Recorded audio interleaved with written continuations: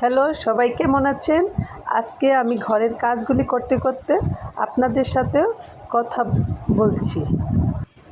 আজকে বাইরের আবহাওয়াটা অনেক সুন্দর, আর এদিকে এক আজব কাঁঠাল নিয়ে এসেছি। সবাই বলে এই গাছের কাঁঠালে নাকি কোষ হয় না। আজকে দেখি, আপনাদের সামনে কেটে দেখাবো। দেখতে সুন্দর কাঁঠালে কোষ হয় না, আমি তো অবাক।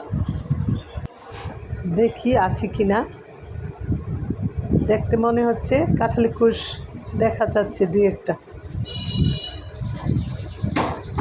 পুরাটা ভেঙে ফেলছি আমি এক পাশে।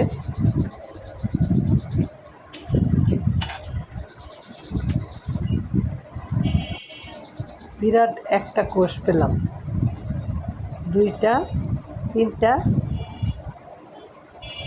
চারটা, পাঁচটা। এই যে পাঁচটা, এক সাইডের কাঁঠালে পাঁচটা পাওয়া গেছে, অন্য সাইডে নিশ্চয়ই পাঁচটাই থাকবে, তাহলে 10টা হইল। খারাপ না, ভালো, 10টা। এদিকে আমি কাঁকড় ভেজে নিব আলু দিয়ে সকালের নাস্তায়। সব ফ্যামিলিতে কাঁঠাল পছন্দ করে না, আমরা আবার কাঁঠাল ভক্ত বাড়ি, সবাই মোটামুটি কাঁঠাল পছন্দ করে যদি ভালো হয়। কাঁকড়গুলি হলুদ দিয়ে, আলুগুলি হলুদ দিয়ে আমি ভেজে নিচ্ছি। অল্প ভাজা হয়ে গেলে আমি কাঁকড়গুলি দিয়ে ভেজে নেব।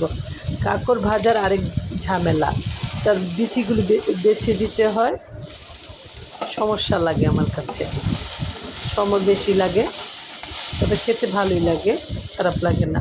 অন্যদিকে বাজার থেকে আম কাঁঠাল নিয়ে এসেছে। এত কাঁঠাল খাওয়ার পরও গাছের কিনে খাওয়া লাগবে। এখানে হাড়ি ভাঙা আম নিয়ে এসেছে, কি অদ্ভুত নাম। সবগুলো আম ধুয়ে নিচ্ছি। এখন রসালো ফলের সিজন, এমন কোনো বাড়ি নেই যে আম পাওয়া যাবে না। মজার মজার সব আম, রাজশাহীর আম, পোকা থাকে না, খেতে ভালোই লাগে। বেশিরভাগ আমি পোকা হয়ে যায়।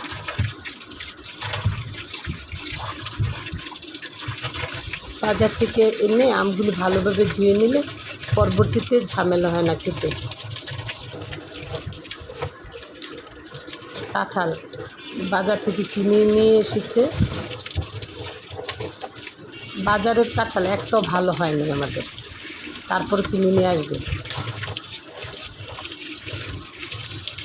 এত গাছের কাঁঠাল খাওয়ার পরও বাজার থেকে কিনে নিয়ে আসছে। অন্যদিকে বিকেলবেলা আমি চা আর সেমাই রেডি করে নিয়েছি খাওয়ার জন্য। এদিকে দুধ মামা দুধ নিয়ে এসেছে, সবগুলো ফ্রিজে ঢুকাতে হবে, আরেক ঝামেলা। সবাই ভালো থাকবেন, আল্লাহ হাফেজ।